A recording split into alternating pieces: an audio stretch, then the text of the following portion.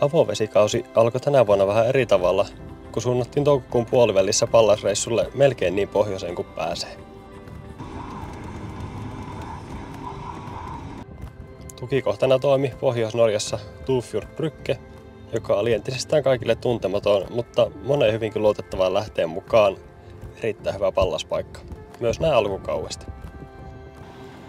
Ensimmäisenä päivänä keli hölli meitä, mutta ei löydetty muuta kuin liian ison seinäparvia sekä paikallinen keilahalli, josta lähdettiin luonnollisesti vittuun.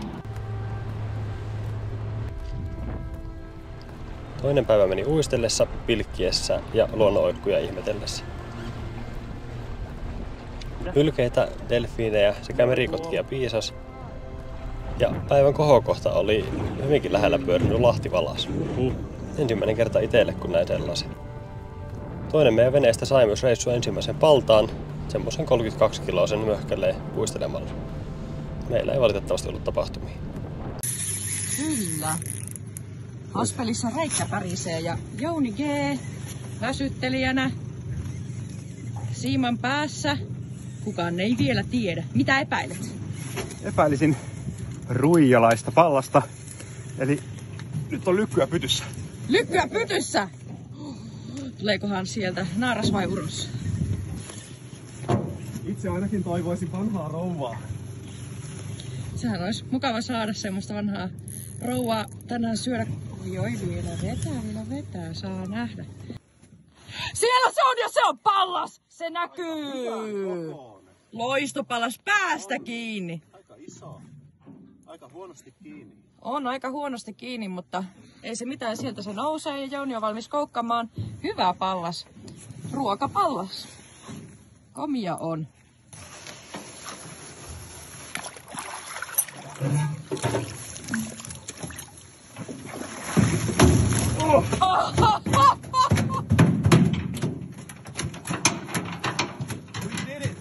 Pallas on veneessä, Jounike! Viesin lopuksi vielä.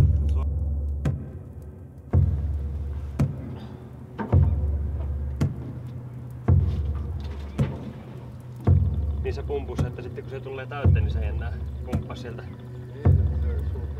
Niin. Laitettiinkin siis vielä illallisen päälle lähteä yöksi kokeilemaan uusia paikkoja, jos pallasta löytyisi.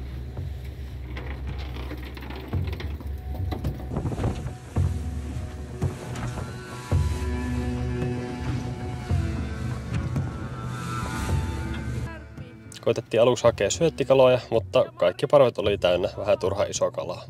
Hyviä ruokakaloja kuitenkin. Taistele, Mari, taistele!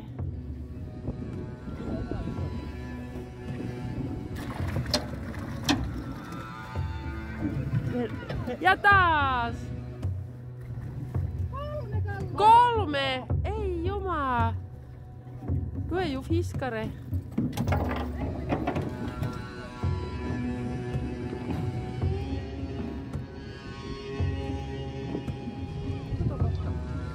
On merikot. Kun syöttionginta ei tuottanut tulosta, alettiin uistelemaan melkoisessa peikkovuonossa. Ensimmäinen kierros oli tyhjää, mutta eipä tuo haitannut, oli niin hieno yö. Toisen rundin alussa kuitenkin kaikkien toivoma ääni vihdoin kajahti ilmoille. No niin.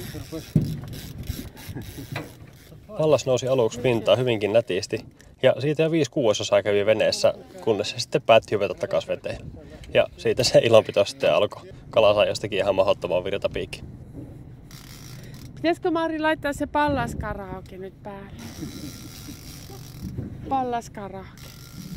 Kyllä saattaa lähteä ehkä suusta koukkeaminen niskaan. Vähän näytti siltä. Tää on tarkkana koukka. Joo, enää suustakin.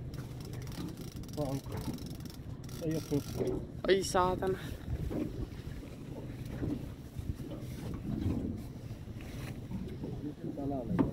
Alalle.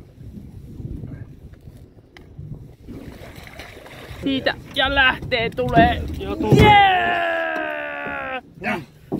We are the world, we are the children.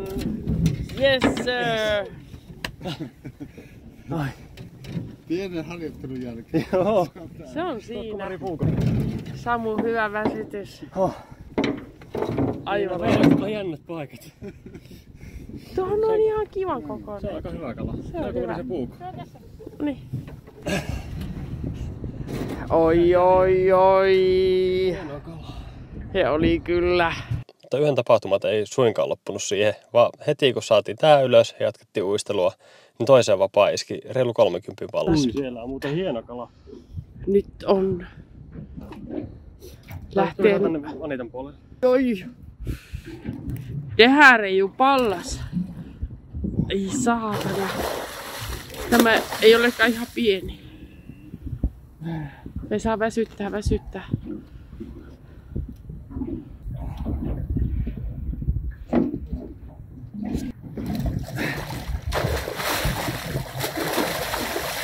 Ei ole kyllä kauhean väsynyt vielä. Nyt. Se on nyt tuo suu tuolle, että se ei...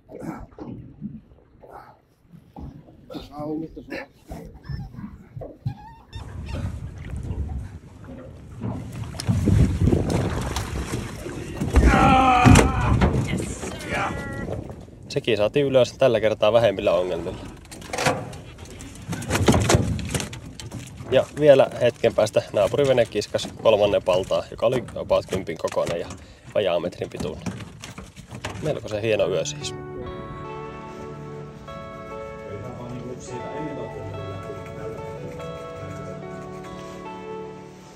Enempää pallasta reissulla ei sitten saatukaan.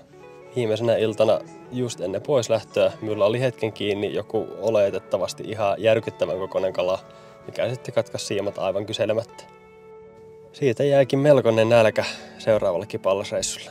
Semmonen on tulossa ja toivottavasti mahdollisimman pian. Mutta joo, sellainen avovesikauden avaus tällä kertaa. Kesän kalastusvideoita, varsinkin perhokalastuksen osalta, on jo suunnitteilla paljonkin. Ja jos sellainen kiinnostaa, niin pistäpä kanavatilaukseen ja nähdään pian. Saatana, se tunneeko räikkä soi. Että tiedät, että räikkä ei soi muuta kuin että siellä on laulaa.